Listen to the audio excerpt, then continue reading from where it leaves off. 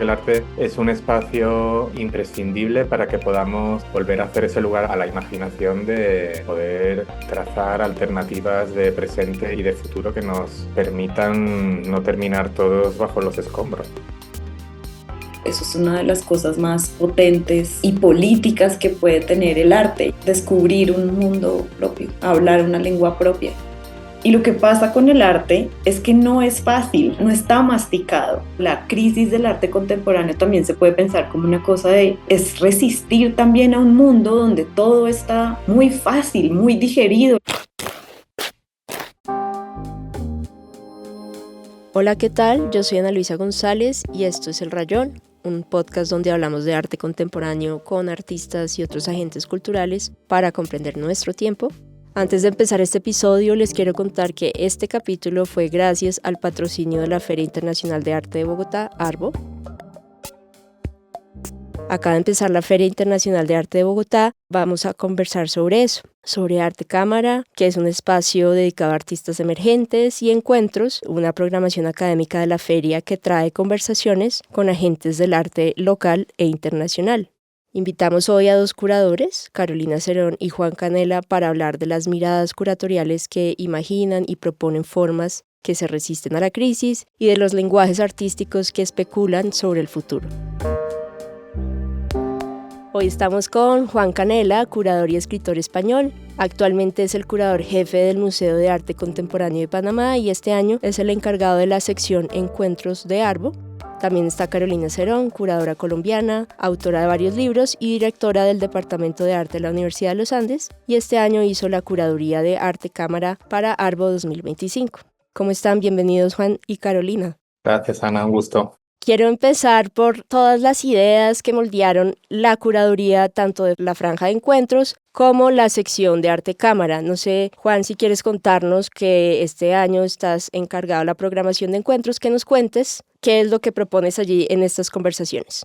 Bueno, muchas gracias por la invitación, ante todo, y a todos los que nos escuchan. A partir de la invitación por parte de la feria de pensar en el programa de conversaciones, venía pensando como en el momento que estamos viviendo. Creo que se siente por muchos lados y de muchas formas que estamos llegando como a un colapso, ¿no? En distintos aspectos. Y estaba pensando sobre estas cosas cuando me vino la imagen o me vino el recuerdo de un momento hace unos meses en Santo Domingo, en República Dominicana. Estábamos con unos amigos y Luis Graham Castillo, que es un curador dominicano, nos leyó un poema que había escrito hacía poco y en el poema hablaba de los colmados, que son esas tienditas, bares que están en las esquinas de los barrios populares en República Dominicana y que son bien importantes y significativos, ¿no? Para el transcurso de la vida local. Y era como un poema como que se titulaba precisamente Cuando todo esto arda, que es como se titula el ciclo de encuentros que vamos a tener este año en Arbo, y que venía a decir al final como que cuando todo esto arda, quiero que quede en pie un colmado, ¿no? Y ponía en valor como ese lugar de encuentro, ese lugar informal, ese lugar donde la gente está tomando algo junta, escuchando música, a veces bailando, a veces conversando.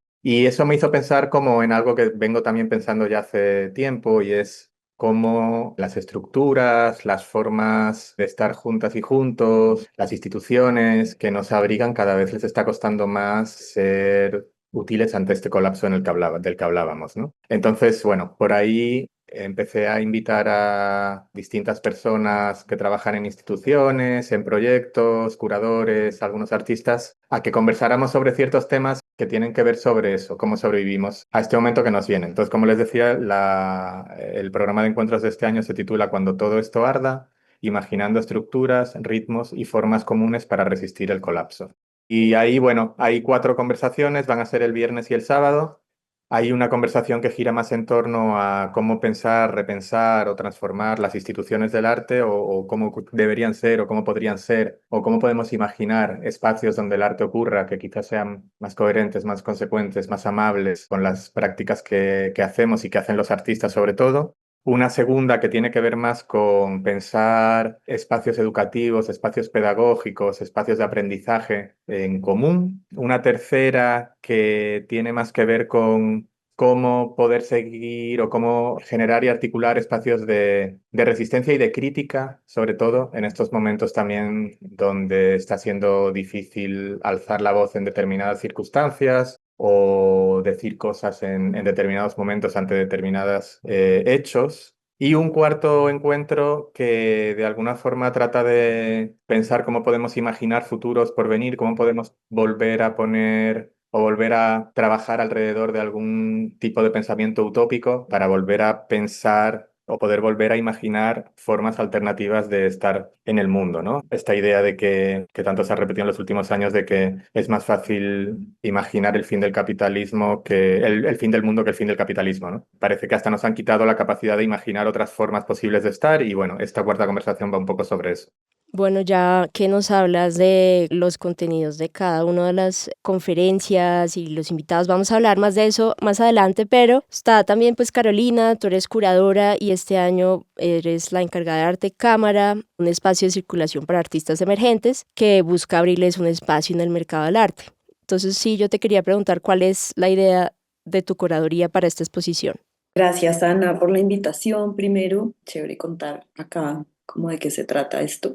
Yo creo que uno, como dentro de los escenarios que hay para hacer curaduría o proyectos curatoriales en Colombia, pues Arte Cámara es sin duda uno que uno espera mucho tiempo en su vida para los curadores locales que nos llamen o que nos inviten a pasar una propuesta para la curaduría de Arte Cámara, que siempre llaman a un curador local, nacional, y que es importante, me parece que así sea. Es de los pocos escenarios, pues no de los pocos, pero digamos que se dan como después de un camino, de un tiempo en el que uno ha hecho esto bastante. Y entonces hace poco alguien me dijo, tú ya estás para que te invitemos a la curaduría de Arte Cámara. Y me emocionó mucho y cuando recibí la invitación decía que me invitaban a hacer, pues a pasar una propuesta para Arte Cámara, la edición 21. Y me emocionó mucho el 21, como que me sentí un llamado, porque muy cursi, pero sí lo sentí así, porque yo nací un 21 de un 12 y el 21 como que tiene un significado especial. Entonces yo quise articular una curaduría alrededor de una frase que había leído en un diario de Alejandra Pizarnik, que dice algo así como: ven a vivir conmigo, tendremos todos los libros de poesía que existen en el mundo, toda la música, todos los alcoholes que arden en los ojos y que corroen el odio, y diremos tantos poemas que nuestras lenguas se incendiarán como rosas. Entonces la exposición toma su nombre de ahí, se llama Y nuestras 21 lenguas se incendiarán. Y hace poco alguien sacó como una imagen que me pareció muy chistosa de un cuadro del Greco en ese momento en el que está cayendo las lenguas, en el momento del Pentecostés, en que los apóstoles empiezan a hablar en una lengua desconocida. Y no sé por qué relacionaba esta curaduría con eso, era uno de los artistas y me pareció muy, muy curioso. Porque el texto sí habla, o la idea sí habla un poco de cuando uno mira, hay una relación, o había una relación que a mí me parecía interesante entre la imagen microscópica de una lengua y cómo al mirar con un microscopio la lengua humana, cada fragmento que aparece ahí se parece un poquito a una llama. Y me interesaba, pues en Arte Cámara las personas participan. Uno de los requisitos para participar en esta convocatoria, que es pública y que también me parece importante que siga siendo pública, que siga siendo un espacio democrático, si se quiere, a donde pueden participar personas menores de 40 años sin representación comercial, esa es la condición, y que no hayan participado en versiones anteriores de Arte Cámara. Para esta edición llegaron 433 propuestas y yo escogí 21 obras de 21 artistas que me parecía que planteaban una concepción de mundo dentro de sus propuestas, ¿no? Quise tener obras en todos los medios posibles. Indudablemente estamos en Bogotá y llegan muchas más propuestas de Bogotá que de cualquier otra región del país, pero quise mantener cierta coherencia entre el número de artistas de Bogotá. Es difícil que ese número sea par, pero mantener cierta coherencia entre el número de artistas de Bogotá y el número de artistas de otras regiones, mantener una paridad de género en la selección, tratar de mantener una paridad de universidades públicas, universidades privadas, de donde se han formado estos chicos. Y son 21 obras que a mí me parecía que dentro de su propio lenguaje estaban planteando un lenguaje propio y eso me gustaba. Entonces, en esa medida, no son obras pequeñas, todo es muy instalativo y las escogí por eso, porque planteaban como un mundo en sí mismo o planteaban una acción que sugería una lengua, un mundo, un lenguaje propio. Y eso me parecía muy especial, importante, ver personas desarrollando un lenguaje propio. Yo creo que eso es una de las cosas más potentes y políticas que puede tener el arte y es descubrir un mundo propio, hablar una lengua propia o algo así. Sí, de alguna manera los dos hablan de poder imaginar un futuro distinto o crear otras formas, otros lenguajes desde el arte. A mí me llama la atención, pues que justamente estos diálogos que vas a moderar, Juan, en la sección de encuentros, tienen invitados muy variados, ¿no? Como hay críticos, hay curadores, también hay artistas, y pues todos ellos están en la tarea en este como gran debate de reimaginar esos escenarios desde las instituciones, desde la pedagogía, desde la imaginación misma. Y cuéntanos ahora sí un poco más sobre esos invitados y como cuál es la promesa que hay allí en estos encuentros y por qué podríamos ir no solamente artistas, sino público más allá del arte. Creo que, como decía Carolina, el arte permite imaginar mundos y hablar en lenguas propias que son lenguas que no existían. Y eso precisamente, por eso precisamente creo que el arte es un espacio imprescindible para que podamos volver a hacer ese lugar a la imaginación de, pues de poder trazar alternativas de presente y de futuro que nos permitan no terminar todos bajo los escombros, ¿no? Creo que el arte tiene ahí algo que jugar y en ese sentido, bueno, he invitado a una serie de, como decías tú, curadores, curadoras, críticos, algún artista. Por las propias dinámicas de las ferias no dejan meter tantos artistas en los conversatorios, entonces hay que... Pero sí que mi idea o una de las cosas principales a la hora de invitar gente era que fuera gente que está trabajando, pensando, accionando, imaginando sus contextos, eso, ¿no? Precisamente como en esos espacios de reimaginar, de repensar, de reconstruir, al final como de generar esos espacios para que los artistas puedan seguir haciendo, manteniendo unos espacios de cierta libertad donde podamos seguir hablando, en fin, como gente que siento que en sus propios contextos está trabajando en ese sentido. También la mayoría son personas que están trabajando o que proceden del sur global. También una idea, yo creo, como de entendernos en contextos que puedan tener ciertas problemáticas comunes, ¿no? Y bueno, en ese sentido, no sé si quieres que te cuente un poquito como de cada una de las charlas o... Sí, a la luz de esas charlas, ¿cómo crees tú que pues el arte puede imaginar otras formas y justamente de resistir ese colapso? También es que sean conversaciones, que no sea una serie de presentaciones donde cada uno contemos así como nuestra película, sino que realmente haya un espacio de conversar y de debatir y de pensar juntas y juntos. Entonces lo que les estoy pidiendo a cada uno es que venga acá a presentarse un poquito brevemente y que cada uno traiga una pregunta, una preocupación, una idea que tenga que ver con cada una de los encuentros para ponerla sobre la mesa y que eso nos dé pie a conversar. También con la idea de que las conversaciones se abran a las personas que nos estén acompañando. O sea, que la idea es más que sea como un foro abierto que una serie de presentaciones de cada una, ¿no? La primera conversación se llama Piedras que abrigan y, como les decía antes, tiene que ver con cómo pensar, repensar, transformar las instituciones o los proyectos artísticos que nos acogen para que sean más coherentes, más sostenibles, más críticas. Y bueno, ahí tenemos a Marielsa Castro, que es curadora del MAM Medellín desde hace poquito, que ha sustituido a Emiliano. Tenemos a Marina Reyes Franco, que es curadora, hasta hace poquito era curadora del MAC en Puerto Rico, ahora está de curadora independiente, sigue ahí basada en Puerto Rico. Ana Laguna, que es panameña, pero está ahora mismo trabajando de curadora en el Cunsal Lisabón en Lisboa, un espacio independiente que tiene ya como 15 años de trayectoria y que se ha convertido en un lugar como bastante importante para pensar y desafiar la propia idea de centro de arte desde la independencia, ¿no? O Sofía Villena, que es también desde hace poquito curadora del Museo de Arte y Diseño de Costa Rica, que también están en un proceso de, después de unos años donde esa institución ha estado pues un poquito trabajando con lo mínimo, con pocos recursos, un tiempo sin dirección, otra vez hay un equipo nuevo y están intentando hacer que ese espacio vuelva a ser un espacio importante, ¿no? Entonces, bueno, en este caso como que las cuatro personas son personas que están trabajando o han trabajado tanto en instituciones como también en proyectos independientes, y esto es algo que me parece importante, ¿no? Como que pensemos esas estructuras no solo desde lo institucional, que por supuesto es importante, sino también desde lo independiente y que esos diálogos estén siempre abiertos.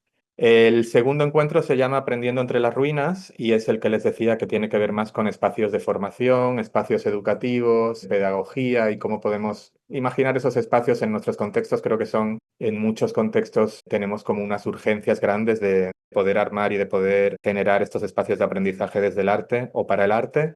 Y bueno, ahí tenemos a Erika Flores, que es directora artística de Lugar a Dudas en Cali, a Pablo Helguera, que es artista y crítico mexicano, a Sara Germán, que es curadora jefa del Centro León en República Dominicana, y a Obul Durmuşoglu, que es una curadora turca con base en Berlín, pero trabajando en distintos lugares, ¿no? Y los cuatro tienen de alguna forma un desarrollo, ya sea como artistas o como curadores, pero también una parte importante de su práctica tiene que ver con lo pedagógico, ¿no? Y ahí un poco la idea es esa, pensar en lo pedagógico, en la educación, en ese tipo de cosas. El tercer encuentro se llama Habitar la Grieta y tiene que ver, como les decía antes también, con la posibilidad de espacios de resistencia crítica, dispositivos y medios, las posibilidades de crear espacios de resistencia desde lo sensible y lo común. Aquí tenemos a Erika Martin, que es fundadora y curadora de Satisfactory, que es un espacio en San José, en Costa Rica. Un espacio híbrido, es un espacio de residencias, tienen formatos pedagógicos, fungen también como galería a veces con determinados artistas, como esos espacios híbridos que creo que son también importantes en algunos contextos. Tenemos a Diego del Valle, que es editor de Arte Informando, que está basado en México, aunque trabaja entre México y España, y creo que es una voz como bien crítica dentro de lo poco que nos queda de la crítica de arte o del periodismo artístico. Ángel Calvo, que es curador independiente y crítico también, él es gallego, es curador independiente, pero está basado en Madrid. Elena Kettelsen, que es curadora del MoMA PS1 en New York, ya es originaria de Costa Rica y bueno, está haciendo un trabajo desde New York en el PS1 muy en contacto con las diásporas centroamericanas en Nueva York, en Queens y en otras partes de Estados Unidos. Y Adrián Samos, que es curadora independiente y crítica panameña, con un recorrido largo, sobre todo en medios críticos. Ella llevó una revista durante muchos años que se llamó Talingo y que fue muy importante en el contexto panameño y centroamericano. Creo que es una voz también como bien interesante para poder hablar de estas cosas. Y la última se llama Soñar con los ojos incendiados y esta es la que les decía, cómo poder imaginar otros mundos, espacios de imaginación radical, volver a hablar y volver a pensar en la utopía y cómo podemos pensar la utopía desde nuestros días después de las experiencias vividas. Y ahí tenemos a Magali Arriola, que es curadora independiente de México, que fue curadora del Museo Tamayo los últimos años. Mario de Souza, que es curador de la Bienal Kochi en la India. Tessa María Guazón, que es directora del Vargas Museum en Filipinas. Luis Graham Castillo, que les contaba antes también, que es curador independiente en Santo Domingo, República Dominicana, y Javier Villa, que es curador del Centro Cultural Recoleta en Buenos Aires. Tengo en este momento la lista de participantes de la sección de arte cámara. Me gusta que podamos mencionar algunos. Carolina, que nos cuentes cuáles como esos lenguajes que están proponiendo. Dijiste que están como en muchos medios y son muy instalativos las propuestas, pero me gustaría que mencionaras algunos de estos artistas. Yo sé que no vamos a poder mencionar solo los 21, pero sí que nos contaras un poco más de digamos, selección de artistas y sus propuestas que vamos a ver en Arte Cámara. Uy, difícil seleccionar algunos. Eso es muy difícil, pero es decir, me gustaría también que se hablen de artistas, porque como claro, estamos hablando de los curadores y yo periodista, sería interesante también darle esa voz también a qué están pensando los artistas y cómo hacemos estas ferias también con ellos y están proponiendo lenguajes muy particulares y quería hacerte esa pregunta, algo que nos puedas hablar sobre estos artistas que están participando en Arte Cámara. Bueno, podría hablar de dos obras que me llaman la atención. Una es de Daniel Blanco Lozano, se llama Marisma de Montaña y es una reflexión, si se quiere, como que plantea un paisaje del futuro muy distópico, creo yo, pero yo no creo que Daniel necesariamente lo vea como una distopía. Y es una reflexión a partir de la caminata y de la relación con el agua, pensando que era la sabana de Bogotá hace mucho tiempo. Y entonces un poco lo que Daniel trabaja es que hace muchos millones de años, dice que durante el Pleistoceno, toda la sabana de Bogotá era un lago de más de 190.000 hectáreas que estaba desbordado por el deshielo de los glaciares que copaban la cordillera central. Y el agua empezó a caer y rompió como un tapón que la contenía, que era el boquerón del Tequendama. y ahí se convirtió en el Salto. Y se dice que hoy la suma de todos los ríos, embalses y humedales no alcanza a ser ni siquiera el 1% de aquel gigante en este territorio. Entonces es, por un lado, una obra que quiere establecer un diálogo con una realidad que es el presente, pero que también va a ser más fuerte y preocupante en el futuro cercano. Y un poco esa reflexión que hace Daniel empieza diciendo, todo esto lo sabemos y saber ya no es suficiente, ¿sí? Hay como que tomar acción frente a eso. Entonces es una pieza que plantea, pues que tiene agua y que plantea una relación con esa realidad, con un lugar que fue lleno de agua y que hoy está secándose, pero que la tendencia es que cada vez va a ser más seco y como de dónde viene este territorio y qué era lo que ocurría aquí. Esa es una de la que me gustaría hablar y otra es de un artista caleño muy joven que se llama Daniel España. Los artistas aplicaban con un proyecto específico, pero también enviaban sus portafolios. Entonces, parte del trabajo era revisar no solamente el proyecto con el que aplicaban, sino el portafolio, porque de pronto había algo en el portafolio que se acoplaba más a la propuesta curatorial. Y si bien yo hice esa tarea muy juiciosamente, en Daniel presentó su proyecto de grado y había muchas otras piezas de producción más reciente que habrían podido ser seleccionadas. Tenía, por ejemplo, una muy bonita en donde cogía todo el mobiliario de la Escuela de Bellas Artes en Cali y lo replicaba en papel. Eran réplicas exactas de todo el mobiliario de esa escuela. Y era como una pieza muy sutil, también me hubiera gustado mucho tenerla. Pero en una conversación que tuve con él, como que los dos quisimos mostrar lo que vamos a mostrar, que se llama Espectadores que encuentran el sentido de su existencia. Y son tres muñecos, son tres esculturas o tres cuerpos, si se quiere, que están haciendo gestos mecánicos, se están moviendo como mediante unas poleas y están mirando algo que creemos es arte o están mirando unos cuadrados enmarcados en la pared. Y nos parecía como muy interesante poner esto en una feria de arte, como tres cuerpos que son un simulacro que están mirando arte, que es un simulacro para otros cuerpos que también lo están viendo y el simulacro como que se completa.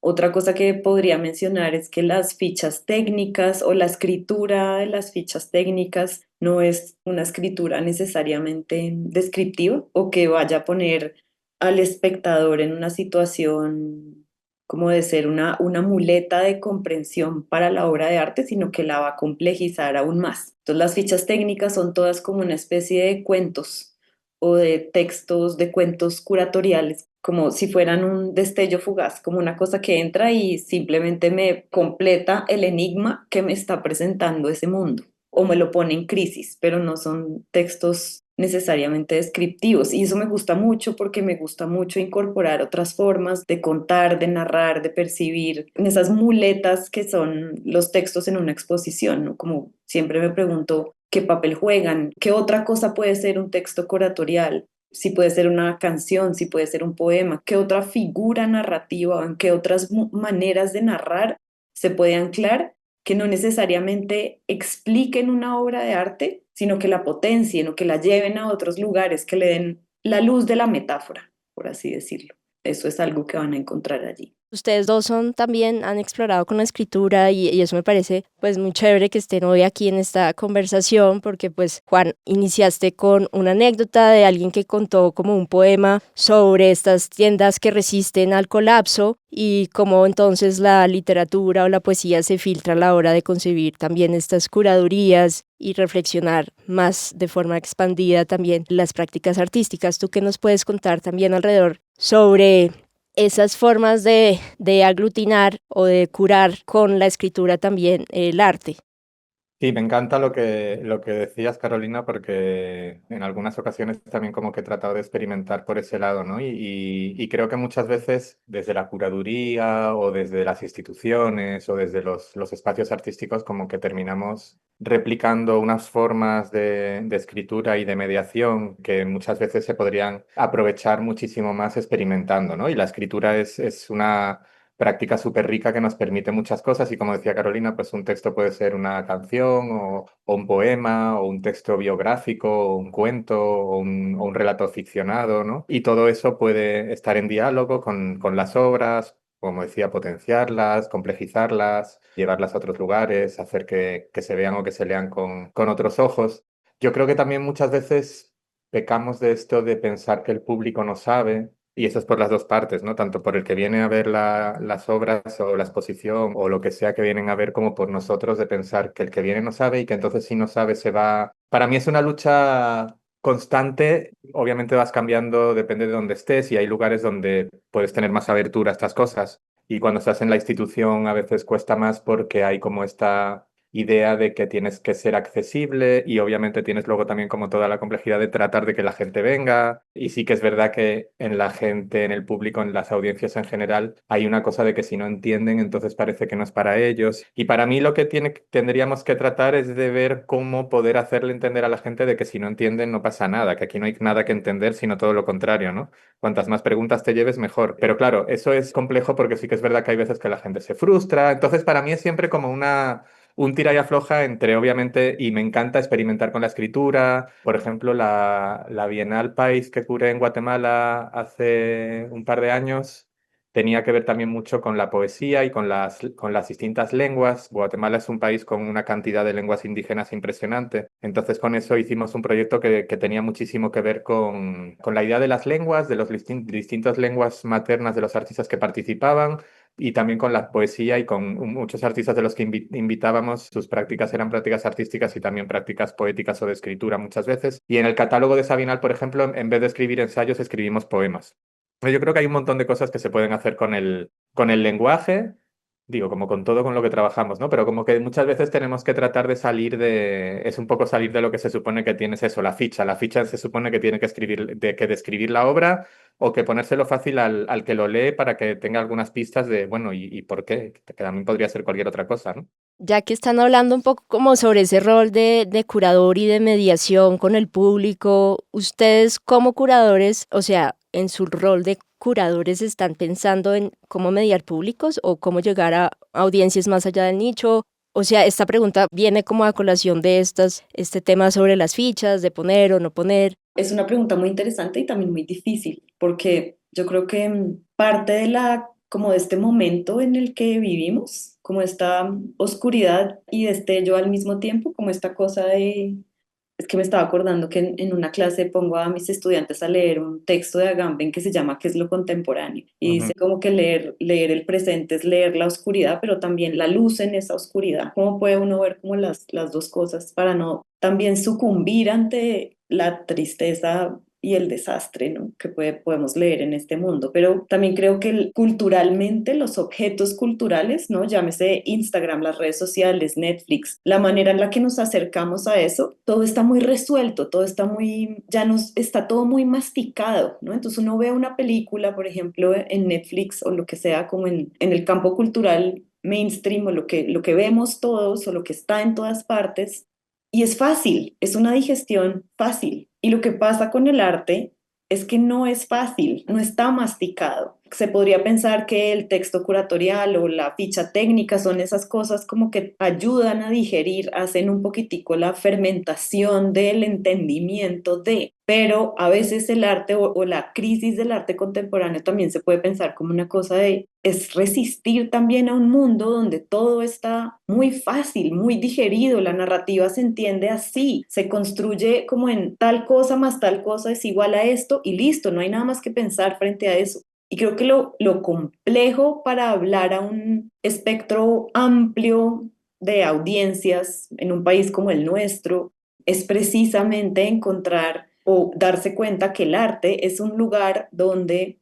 como decía Juan, no hay nada que entender, no necesitamos entender nada, necesitamos es hacernos preguntas con eso que está ahí y necesitamos jugar con lo complejo y abrazar lo complejo, no quedarnos en esta cosa tan digerida que tenemos hoy en día, donde todo está como, todo es fácil, todo es rápido, todo es inmediato. Y este es un momento, pues este es un mes como importante para Bogotá, para Colombia, no solamente Arbo, se nos viene Salón Nacional, la Bienal de Bogotá, que es una cosa que nunca se había hecho y que seguramente va a ser muy explosiva, donde el diálogo con esas audiencias más amplias y no de nicho va a ser bien importante y bien emocionante también, ¿no?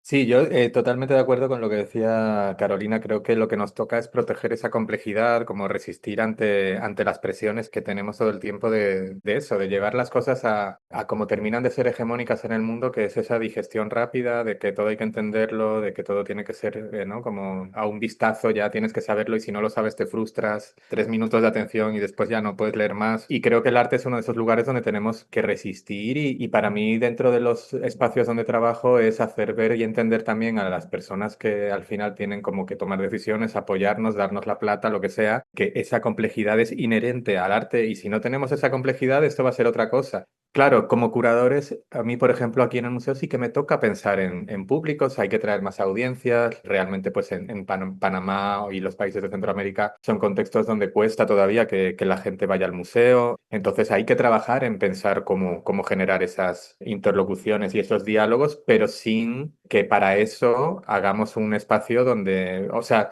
yo muchas veces les digo, ¿no? Cuando empiezan con la cosa de los números y los números, digo, todos podríamos hacer una exposición mañana donde venga muchísima gente, ¿no? O sea, sabemos lo que les gusta, lo que atrae a la gente de una forma fácil, que se lleva haces esta de estas Van Goghs en 3 dimensiones, esas cosas que hacen ahora que lo llenas de gente y te pones una cola afuera que lo... Pero claro, entonces ya no estamos haciendo arte, estamos haciendo otra cosa, es entretenimiento, es... Entonces, lo que decía antes, como esa lucha constante que tengo como entre, por un lado, sí, pensar en cómo podemos generar esos vínculos y crecer más las audiencias y entendiendo que el arte, como decíamos, tampoco tiene que ser una cosa masiva para todo el mundo, ¿no? Pero bueno, dentro de eso, pues obviamente uno quiere llegar a cuanta más gente posible dentro de un contexto mejor, pero salvaguardar esos espacios para la complejidad, porque es súper importante, yo creo también a día de hoy, que podamos mantener esos espacios y de que sean espacios de resistencia y de crítica y de imaginación, porque si no vamos a acabar todos haciendo los mismos bailes de TikTok, ¿no? Eso me lleva también a pensar sobre la pedagogía en el arte y pues Carolina, tú eres directora de un departamento de artes, están pensando esos nuevos formatos también sobre cómo formar desde el arte o crear nuevas formas de pedagogía en el arte. ¿Qué se están pensando también estos directores o desde también esta conversación que van a traer a varias personas que han pensado el arte desde la pedagogía, como Erika Flores o Pedro Helguera? Bueno, pensemos también en eso. ¿Qué otras formas han pensado ustedes sobre las pedagogías en el arte o la formación en el arte? A ver, yo creo que las crisis de las universidades es un fenómeno a nivel global. No atañe solamente a las escuelas de arte, sino atañe el planeta entero. Es impresionante, por ejemplo, acá ver escuelas muy establecidas del norte global, Estados Unidos y, por ejemplo, no sé, londinenses, viniendo a hacer estrategias de scouting muy fuertes a Colombia, a un país como Colombia en donde yo trabajo, que es el Departamento de Arte de la Universidad de los Andes. Acabamos de atravesar una reforma muy interesante porque abrimos el currículo a la absoluta flexibilidad. Nosotros antes éramos un currículo donde los estudiantes tenían que escoger entre 3 rutas. Una era artes plásticas, otra era medios electrónicos y artes del tiempo y otra era proyectos culturales, pero tenían como que ceñirse a una de esas. Y lo que hicimos fue decir, bueno, vamos a desbaratar esto. Entonces nos centramos en un año básico de construcción de herramientas y luego un ciclo de concentración donde la persona tiene toda la libertad. Entonces lo que damos es libertad y flexibilización en un campus dotado para esa libertad. Entonces una persona puede navegar hasta por 14 líneas y puede crear perfiles que no necesariamente le funcionan al mercado del arte, ¿sí? Como que nos interesa es plantear un programa de personas que son curiosas y tienen una posición crítica frente al mundo, pero no necesariamente tienen que ser artistas que funcionan, operan dentro del mercado del arte, sino que operan con una actitud creativa frente al mundo y que en ese sentido pueden trabajar. Si a mí me interesa, por ejemplo, profundizar en líneas como la creación audiovisual, la fotografía, la escena expandida, puedo hacerlo. Eso aparece en mi título y tengo opciones laborales que me permiten, por ejemplo, trabajar en una productora audiovisual, ¿sí? Nos interesa dentro de una escuela de arte hacer un currículo flexible que permita navegar con total libertad lo que podemos ofrecer, lo que estamos en capacidad de ofrecer. Entonces, frente a eso nos interesa más que formar artistas al servicio del mercado del arte, nos interesa formar seres sensibles. Juan, ¿tú qué has visto sobre las nuevas formas de pedagogía en el arte, sobre estas escuelas que están surgiendo y que obviamente pues van a tener una conversación sobre eso? ¿Qué nos puedes contar? Estoy de acuerdo con que creo que hay un momento complicado en cuanto a las universidades y los programas de formación. Obviamente en las últimas décadas como que hubo también todo este boom de programas de formación, tanto para artistas como para curadores, ¿no? En distintos lugares que eran como casi espacios de validación, que parecía que ibas a salir de ahí y ibas a tener un trabajo en no sé qué lugar. Y yo creo que todo esto se fue desinflando un poco. Y como dice Carolina, ahora andan buscando por ahí a ver qué es lo próximo.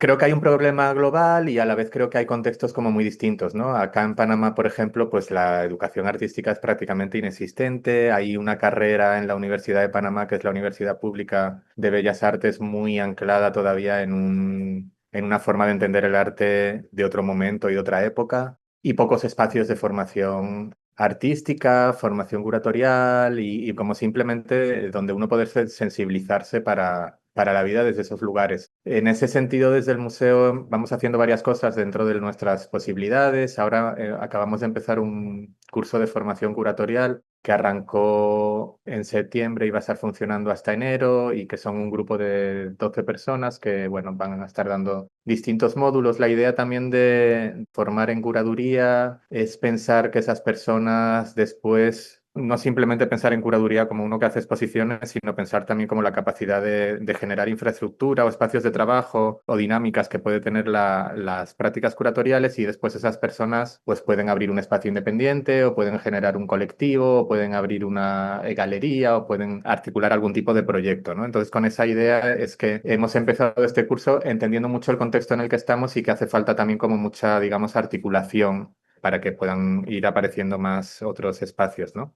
Pero pienso también de repente en contextos como el de España, que también conozco bastante, que obviamente están en otro lugar y en otro momento, pero también hay un momento de, yo creo, como de repensar muchas cosas y programas que fueron muy importantes, como el programa de estudios independientes del Museo de Arte Contemporáneo de Barcelona, también están en un momento extraño. Los cursos del Reina Sofía, bueno, siempre han tenido su lugar, pero también, no sé, y las universidades también yo creo que sí, que estamos viviendo un momento que sobre todo creo que es general y que en particular en nuestro contexto del arte, pues creo que toca pensar y reimaginar hacia dónde pueden ir esos espacios de formación, pedagógicos. Lo que decía Carolina también, ¿no? De que se pecó mucho de eso también, sobre todo en esas universidades o en esos espacios del norte global de hacer artistas para el mercado, ¿no? Que luego los veías salir de las universidades y estaban todos haciendo lo mismo que veías después en las ferias que hacían los otros que estaban en otro lugar, o sea, y se repitió tanto una forma de hacer que creo que terminó siendo, sí, como un producto, ¿no? Entonces, sí, yo creo que hay algo que tiene que ver con generar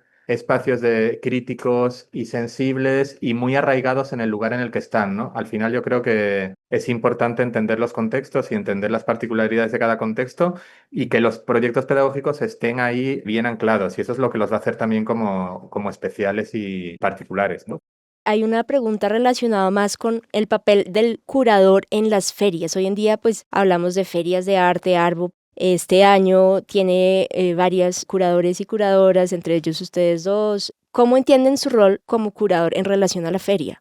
Yo entiendo mi rol pues como una persona a la que convocan para que plantee una mirada sobre la producción joven, ¿no? Arte Cámara es el fragmento, la dosis de colágeno de la feria o algo así, como los jóvenes, se lee como la exposición también como la más experimental, la más extraña de toda la feria. Las obras no necesariamente están pensadas para lo comercial y no tiene ese espíritu comercial que sí tiene, digamos, la otra parte de la feria, donde están las galerías o donde pueden estar otro tipo de exposiciones más de amplia trayectoria o históricas.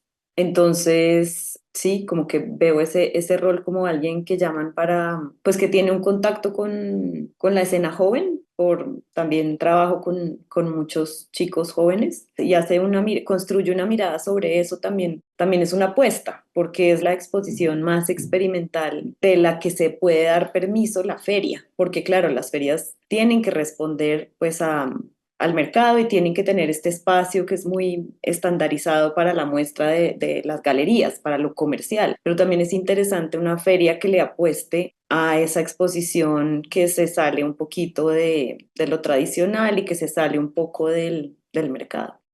Respecto a las ferias, yo creo que en los últimos años, o en las últimas décadas ya, ha habido ese acercamiento a la curaduría o a lo institucional, a lo discursivo, que quizá antes no tenían tanto, ¿no? Y se empiezan a invitar curadores a curar secciones, a las conversaciones, etcétera. Yo colaboro con bastantes ferias, con Arco en Madrid, con Zonamaco en México, con Arteba en Buenos Aires, con Argo en varias ocasiones. Y claro, a veces no dejas de tener como algunas complejidades y contradicciones que, bueno, en este mundo las tenemos todo el tiempo, pero también es verdad que algunas de ellas, sobre todo, han agarrado un papel de dinamizadores del contexto local, más allá de su propia labor como feria y como intercambio comercial, que obviamente es la base del negocio, ¿no? Pero luego han ampliado eso a agarrar un rol de dinamizar el contexto local y de internacionalizar y de poder hacer un movimiento, por ejemplo, no sé, como este programa de conversaciones.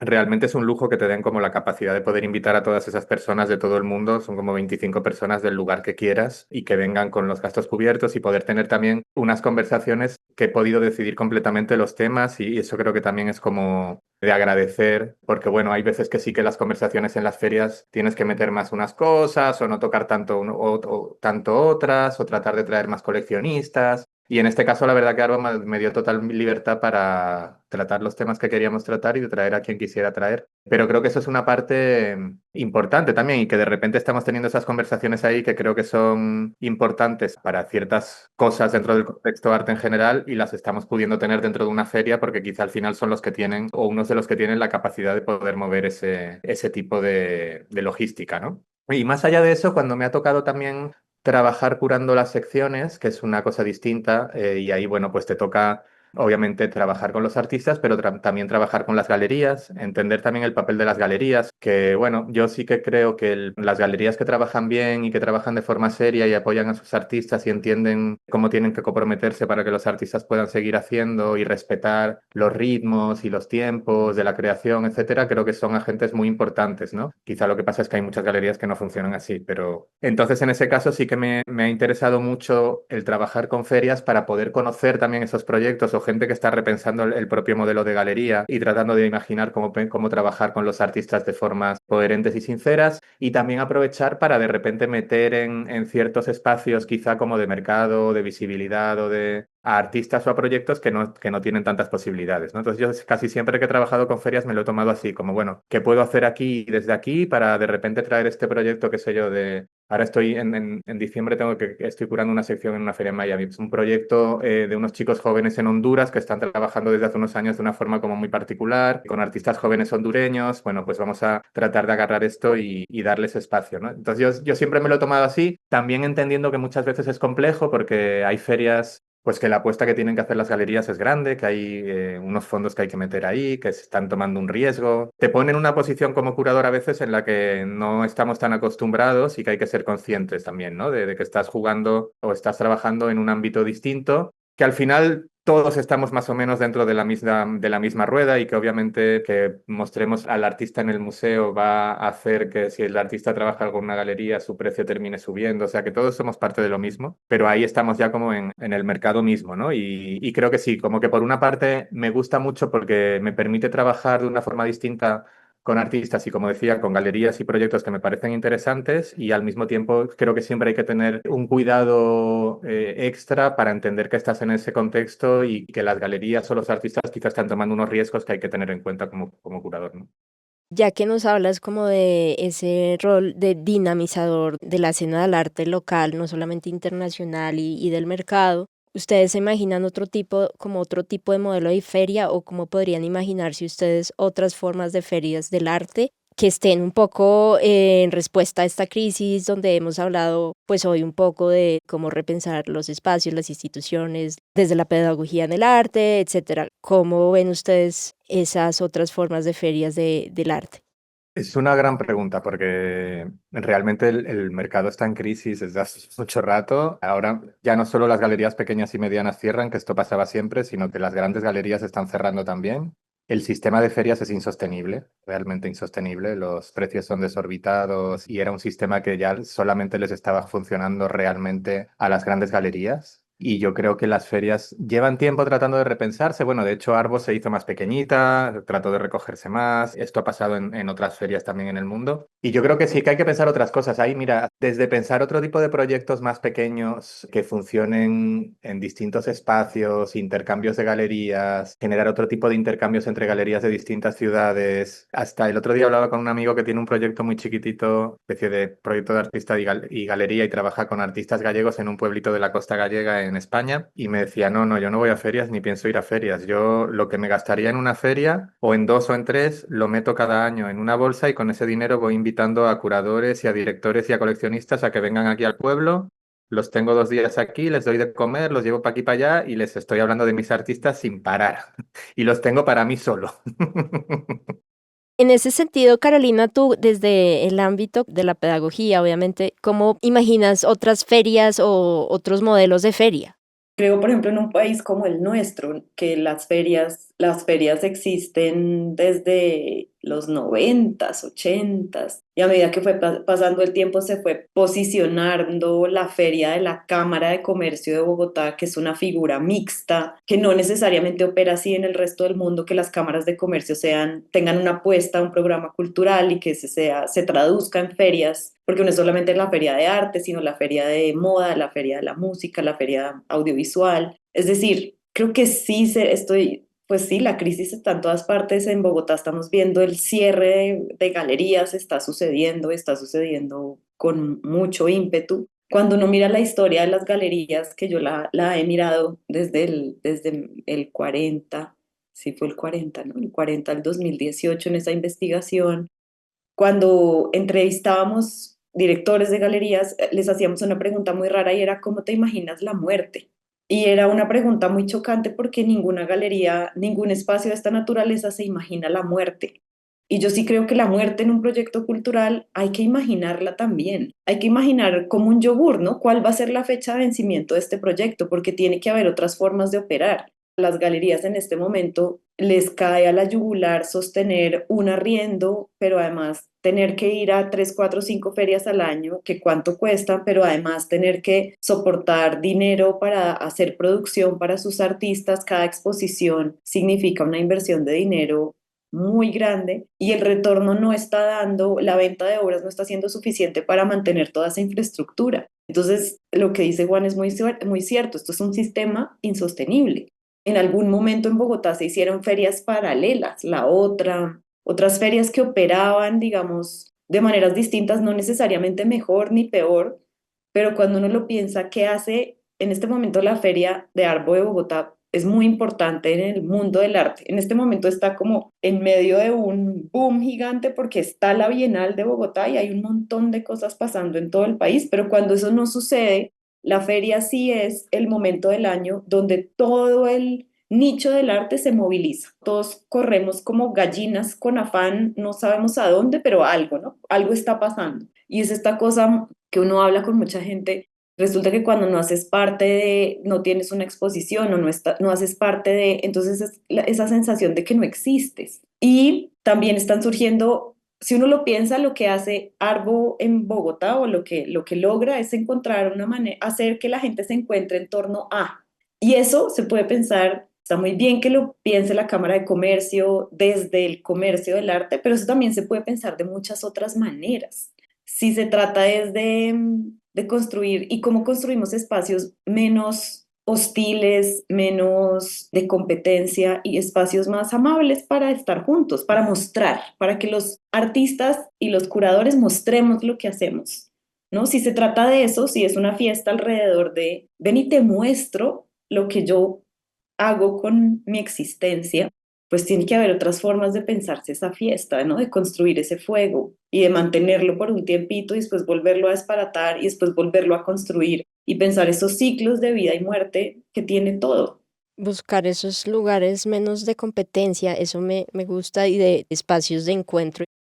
Total, porque al final las ferias o una de las partes muy importantes que tienen o que han tenido en las últimas décadas para nosotros, digamos, ¿no? Como para los profesionales, los curadores, los directores e incluso los artistas, aunque los artistas obviamente tienen también el componente de vender su obra, ¿no? Pero son un lugar de encuentro súper importante para nuestro desarrollo, para encontrarte con la gente, para luego crear esas redes de colaboración y de afectos que te permiten también como seguir creando otros proyectos. O sea, han sido realmente polos de atracción muy fuertes para el mundo del arte que nos ha permitido también como conocernos, conectarnos. Y estoy totalmente de acuerdo que eso se puede hacer de otras formas. Y de hecho hay veces que uno, ¿no? Como que lo consigues y armas un proyecto donde se junta mucha gente y quizás es lo que toca. ¿Cómo podemos reunirnos alrededor de ese fuego sin que tengan que mediárnoslo a través de otras cosas que muchas veces, pues sí, son problemáticas más allá del trabajo de la gente que maneja las ferias y de las buenas, como digo, ¿no? Para mí la verdad que esta oportunidad en Arbo es increíble y poder juntar a toda esa gente a conversar y a hablar nos permite precisamente poder seguir pensando sobre estas cosas, ¿no? Entonces, bueno, es como otra vez como esas contradicciones que atravesamos todo el tiempo, pero yo creo que las propias ferias, ellas mismas están también en ese momento de entender hacia dónde ir porque, bueno, porque le está costando mucho que las galerías vayan, está costando mucho llenar los stands, porque el propio sistema está llegando a un límite. Entonces, bueno, esa es una de las cosas que nos toca pensar. Bueno, gracias Juan y Carolina por esta conversación. Interesante poder ir a ver la sección de Arte Cámara, ir a los encuentros con estos personajes que vienen y debatir un poco todos estos temas que hablamos hoy. Gracias a todos los que nos escuchan y por supuesto a nuestros donantes. Arbo fue patrocinador de este episodio, pero también tenemos donantes que nos donan mes a mes. Esteban Peña Parga, Gregorio Sánchez, María Paula Sánchez, Leila Cárdenas, Carlos Camacho, a todos ellos gracias. Este capítulo fue producido y grabado por Ana Luisa González, fue editado por Antonio Bustamante, grabación de voz en off en Iman Music, guión y la investigación por Ana Luisa González, la música y composición por David González, la imagen y diseño de las portadas por Marcela Franco. Gracias por escuchar.